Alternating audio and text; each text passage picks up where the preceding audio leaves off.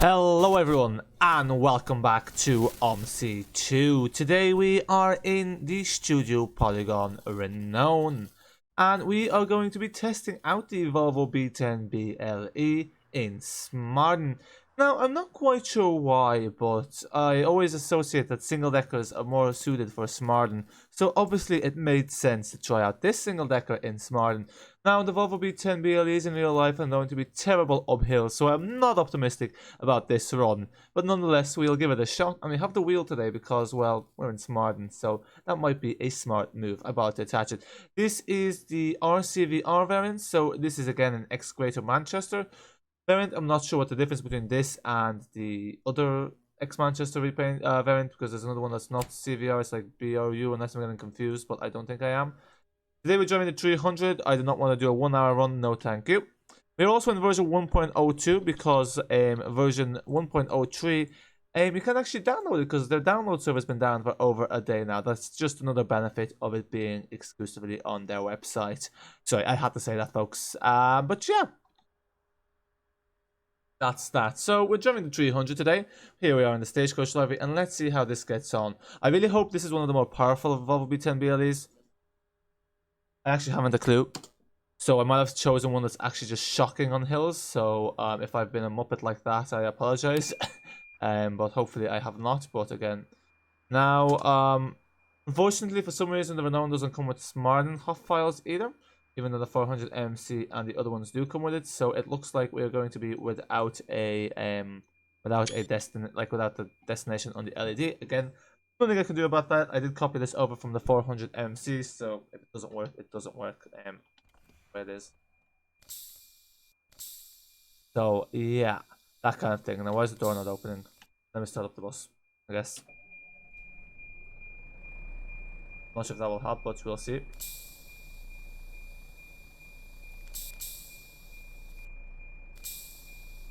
Okay, I guess there's no pressure in the bus or something. I don't know why the door's not opening. But yeah, it's not opening yet, so I'm just gonna build up the pressure. I presume that is it. Oh yeah, there you go. The bus is lifting up. Yeah, look at that. Look at it lift up. Yeah, that's probably much better. So yeah, perfecto. That's still flashing, but I presume now it should be good to go. Let's see. Nope, no luck. Do the old. Oh, you can't open these doors with the keyboard. So I am okay. Come on, open. Ain't got all day here. I chose a short route for a reason. I'm pretty sure the 300 also goes along the hill. There's a reason I chose this. Oh, you can't open the emergency exit. This bus is also kind of long. So they have the MIDI version. There we go. There's one person getting on this. Lovely. Okay. Oh yeah, I need the route arrows. Yeah, I don't know why I didn't choose Omni navigation. That would have been the smart thing to do, but sure, there you have it. We're using the route arrows, which are a bit atrocious in Smarden. So yeah, I do not have high hopes. So yeah, in terms of what's new in version 1.03 that I don't actually have installed, because as I said, it's just things down. So, you know, you pay £18 and you can't download the update, but look, realistically I don't really care about updates, especially when they're minor. I am actually running, like, I'm pretty sure I don't even have the newest version of Smarden, because when Smarden came out there's an update like the day before after. I never bothered. I think that's also why sometimes I've had performance issues with maps, is because I've never actually bothered to install like the updates. Because me being the smart person that I am, I've decided not to install the updates, but like sometimes it's just hassle. To be honest, the main updates were something to do with roll blinds. There were some fixes like with fonts and textures and with the ticket machine. Again, stuff I don't really use, and stuff that wouldn't have really been showcased in the video, so long it's not that major. But yeah, look, I guess I'll have to update this again whenever the next update comes out. So look, it's no major loss, but look, I thought it was worth illustrating this point. I'm not sure if I should or shouldn't address the elephant in the room. I think we all know what that is. Clearly, doing a review video might have raised a few more eyebrows than I had anticipated. Realistically, target market was more people who were, I guess in a way, dissatisfied with the price, but for some reason that ended up just being everyone watching it. So yeah, well, not everyone watching it, but you know, other target market watching it. So yeah, look, I won't really need to talk too much about that. I did actually rewatch the video myself just to see what I actually said, and to be honest, I think I was generally quite fair. There might have been a bit of hyperbole I can understand why some people would not like them, but that's fair enough. That's just how life is. We don't all have to agree, and you know, that's the point of YouTube, offering different views in a way, I suppose. But to be honest, considering some of the feedback, some people were extremely dismissive, which again, that's their own right. But I don't like, you know, people saying like everything I said in the video was wrong. I think that is just a very unfair judgment. But again, each to their own. But, you know, in terms of the points, I think I replied to everyone there, so, you know, I think I've made my case, and, yeah, that sort of thing. So I won't talk too much about that, because, realistically, it's not worth the whole drama that it creates, but, just, folks, in the future, don't worry, I shall, endeavor to state my opinion, whether that, pleases people or not. Look, that's life, we can't all agree. I don't agree with things people have said. That's just the way it is. That's the whole point of YouTube. It's diverse views. But anyway, yeah, I won't really labor on about that. You know, there's no point bringing that up. Also, this thing. Oh yeah, I was gonna remove the speed limiter off this bus, but yeah, I forgot to do that. Yeah, I was a bit lazy. Also, I hope the volume is not too loud. I've realized that for some reason, even though... Honestly, it's weird, because I have my sound set really low, and usually that works, because sometimes when it's set to the default, which is like on the 4-bar, it's too loud, and you can actually hear what I'm saying. Maybe that's a good thing, maybe some of you don't want to hear what I'm saying, realistically. But, yeah, I decided to increase it, because you really couldn't hear the bus, and I know... That's a major part of it. Also, I'm not sure I'm still I don't really think I'm gonna get through all the variants, because I don't even like Omsi 2 that much. I should have just chosen the other variant. I was thinking of it, and a lot of them seem to be duplicates.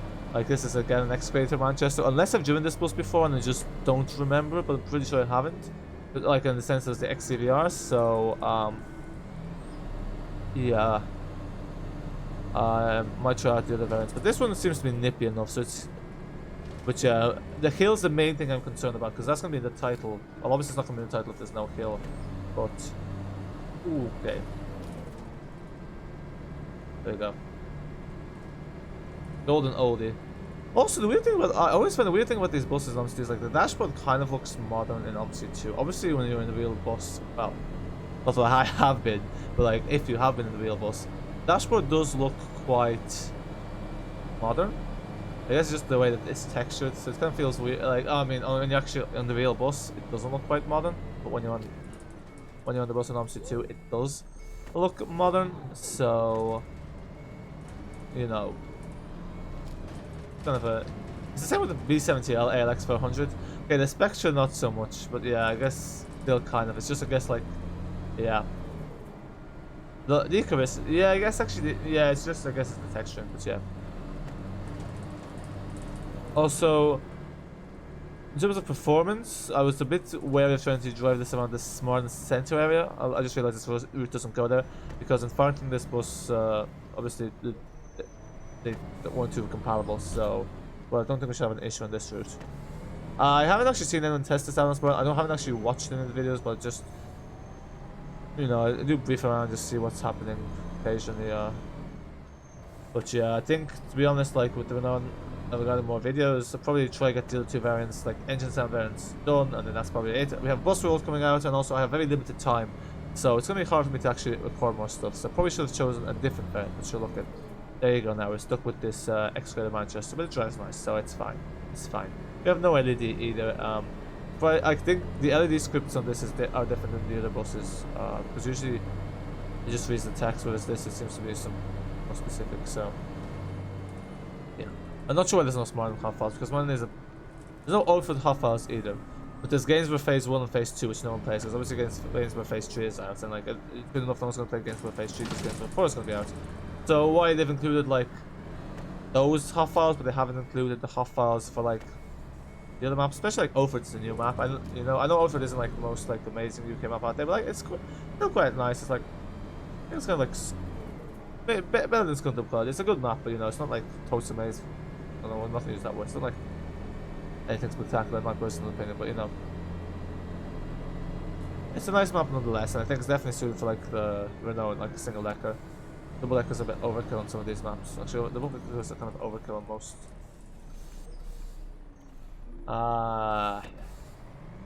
Okay, okay.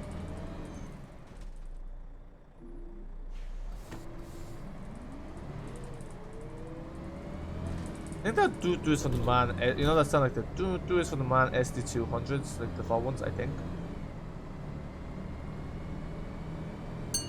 Yeah. Okay. Oh no, this route has a reverse. When does this route have a reverse?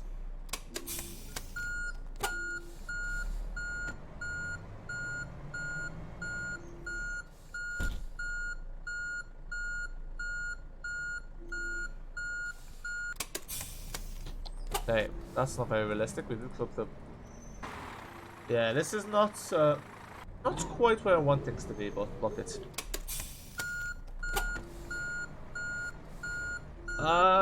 Yeah, this is not fun.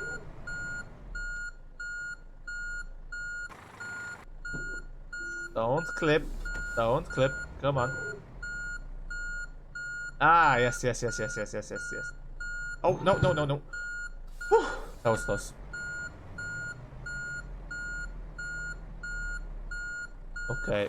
Yeah, not very realistic, but this is really aimed for like the 8.9 meter one. This is like much bigger than that. Yeah, oh, that is, yeah, that is embarrassing to say the least. Also, I don't know why this is in the UK map. I don't think if there's ever a case where a bus does the 3-point turn around the corner. Pretty sure bus drivers aren't actually allowed to reverse with passengers on the bus officially. So yeah, not very realistic, but I guess it's called Smarten fictional for a reason. It's also nice to actually drive the Renown with a wheel. I know that was kind of my own fault. I just wasn't bothered to set up the steering wheel because it takes time. Also, I was in a rush, but yeah. And actually now, because I have the volume on Omsi 2 up, I can actually experience the sounds better. Although, yeah. Also means I'm kind of talking very loudly. It's just because I want to make sure you guys can hear me talking in the video. There's nothing worse than like a low microphone and very loud bus sounds or game sounds. Also, so that's a 300 circle. I think because I always do it towards 30 stations, so now we're doing the opposite. Well, actually, even if I'm not doing it towards 30 stations, it should be the same. Also, where are my Smarten extension routes? So I thought I installed them. Maybe it's a corner feature. Yeah, like that would be suitable for the 314 as well. Alarm indicator. Am I even recording actually? Oh, I am good. Panic mode there.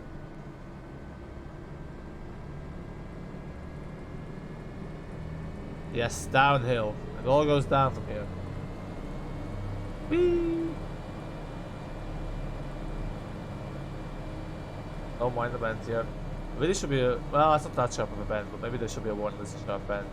Realistically, yeah, there you go, like that. Oh, speaking of which, actually, take caution of the warning. Don't just like point at, oh yeah, look at that, there's a warning. He said as he speeds by. Because, you know, logic. Yeah, this bus is a bit too long for Smarden. There's minibus variants, so well, but not sure if they've included them in the shorter variants. I don't think they have. But I'm actually looked through the whole variants. People keep, you know, some people have said like, oh yeah, there's over 100 variants, so there's loads of variants. Works out quite good value, but like, personally, folks, I think this is the thing. I think, yeah, actually, this is one thing I just wanted to say. I think there's there's generally two types of customers, and I think that's generally where the main crux of the thing lies. There's the customers that are like what we call like the very devout supporters, and they're generally willing to like, you know, praise and happy to like support, you know, the studio. Oh my god, see what's going on. Yeah, happy to support the studios, that kind of thing, and they're generally obviously like quite receptive of any sort of thing the studios, obviously within reason. And look, that's fair enough. Those are like what I call the I call them the staunch advocates, but it's basically just people who like, you know, I guess second time. Not service though. But yeah, those are all the people that, you know, basically, you know, are following what's happening closely, and you know, are like big supporters. I think obviously that's kind of where the Renown's mainly targeted at. And look, that's fine. They can pursue whatever marketing strategy they want. But then obviously there's also the other type of customers that they're more interested basically about the price and the price, product, that kind of thing. You know, the whole argument about small studios, all that. Like, look, you know, they get them, but at the end of the day, their main concern is the price, and that's probably why you'll notice that, you know, there's and I think obviously like depending on what category within that spectrum you fall in, whether you're like someone that's like you know, a big supporter of the thing, and you support like these kind of big studios in general. Like when I say big studios, I mean like say if you play Train Simulator or Flight Simulator and you buy these add-ons and all that, then obviously this is something you're used to, and if that's like, you know, if you're big into simulation, maybe, you know, you're used to that, you're happy to support developers and you're happy with whatever why they decide to sell it, that's fine. That's the one customer group. I think that's the thing. There's two types of customers. There's also the other type of customers that really just like, you know, I'll put the handbrake on. That's what I've done. Yeah, I was wondering why is the bus not moving. I thought they opened the doors. They sound similar. But yeah, there's the other type of customer and the other type of oh, oi, oi, oi. Well, actually, they did have priority, but come on, we're a bus. We're a bus. Buses over cars any day. And so is it just an environment. But yeah, well, obviously this bus ain't doing great for the environment. But look, it's a Volvo B10BLE. These are actually so fuel inefficient that like they use almost as much as fuel as a double decker. That's how fuel inefficient these Volvo B10BLEs were. Really weren't great buses in terms of like efficiency and like. But anyway, so I digress. But yeah, that's the thing. So yeah, I think there's the other type of customers. They're more concerned about price, and I think obviously there should be people who address those and, you know, those customers. And I think maybe, and obviously I think it's fair to say that that's not really who SP have concerned themselves with. I think that's fair. So I think that's kind of also, I guess that's where the main like fault lines lie. So using a geography metaphor there, but I think that's really where the main stuff is. Like the two type of customers generally they'll see things differently. Like, look, that's the way it is. But anyway, just that's something that's I had to mention. Not really sure why. But yeah. So yeah, I see. Yeah. Anyway, that's the case with like a lot of things. Like that's the case with like many games and like, you know, they always the people, and that's the thing. Like people who are like very passionate about the product are like loyal customers. Yeah, that's it. Like you have people like essentially loyal customers. Obviously, like the loyal customers will always be like more receptive and more positive towards people. Then you have like the not so loyal customers that really just care about the product and the price. And this is kind of like, I guess this a good analogy of this is kind of like your airline. So you have like Ryanair. Ryanair, okay, they do have loyal customers, but like the reason they have loyal customers is not because you're going to Ryanair for like the service usually. You're going there because, you know, gets the job done, cheap flight, that kind of thing. You know, gets you from A to B. Whereas, say you want if you're like someone that likes, you know, flying, likes service, likes the whole thing, then you're gonna go fly with one of those more luxurious airlines. So let's say British Airways. And like generally British Airways would have a much more loyal customer base than Ryanair. Although Ryanair does have a loyal customer base. Okay, maybe the airline wasn't the best example, but I think you know what I'm getting at here. That obviously, like, depending, you know, there's two different customer types, and obviously those two products are targeted two different customer types. I think the same thing happens here. And I think the thing is, obviously, it's just that people have forgotten that not everyone is like someone that's particularly, you know, not everyone's a loyal.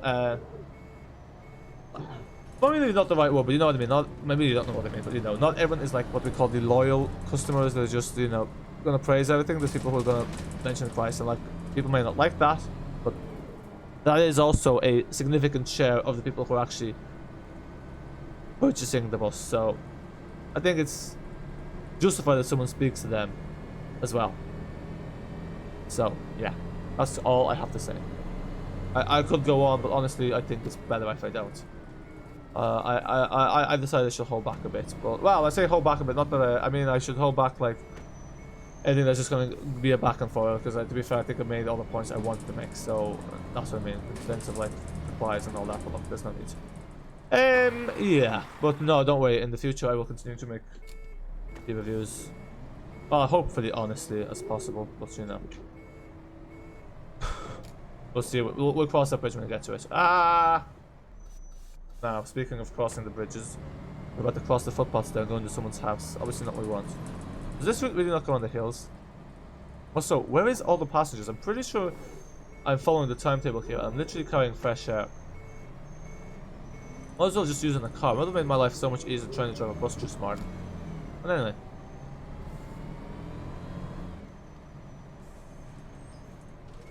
Maybe the 300 doesn't go up the hills. I don't actually even know why I thought the 300 goes along the hill.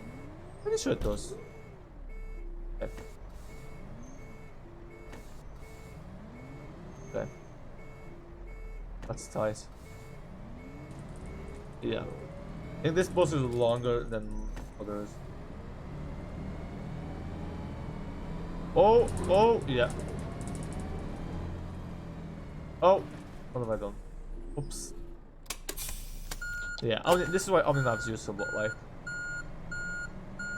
Okay. I do have OmniNav, it's just like... It's changed, also, I don't know what's happened on Omsi because it's changed. OmniNav used to show up after you, like, choose the map. Now it shows up before you actually load the game. I don't know why that's the case. Yeah, I know the reversing's terrible, but, folks, realistically, how many of you are actually watching at this point in the video? So, you know. Exactly.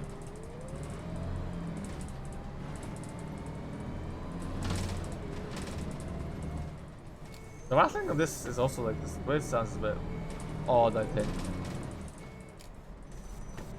Because it's like, it sounds almost like if it's like a box rather than like, I don't know. Maybe it's the way it is. Oh! Okay, careful. Wait, full speed ahead. Yes. Oh, come on. That was really nice. Yeah. Oh, that's the route. Okay. Folks, that's the 300, but that's actually not what I wanted to do. Yeah, so I think I need to do video round 2 because that is actually there's no hills here. And also, yeah. So, thanks for watching. Here's the poor B10BLE, literally wedged between the thing, between the two roads. And yes, we're gonna have to call a recovery vehicle. So, I guess this lets me try out the other variant. But yes, I made a bit of a mess of this, as you can see. Clearly the 300 doesn't go on the hills, and I thought it does. So, yeah. Hopefully that spec will be quick. If it's not, be an issue. But hey, that's gonna be the next video of the Renown. Hopefully, Busworld. Okay, actually, this is like, why am I telling you this? This is my problem. Yeah, Busworld. I'm looking forward to that. Anyway, okay, folks. Goodbye. And yes, that's it, really.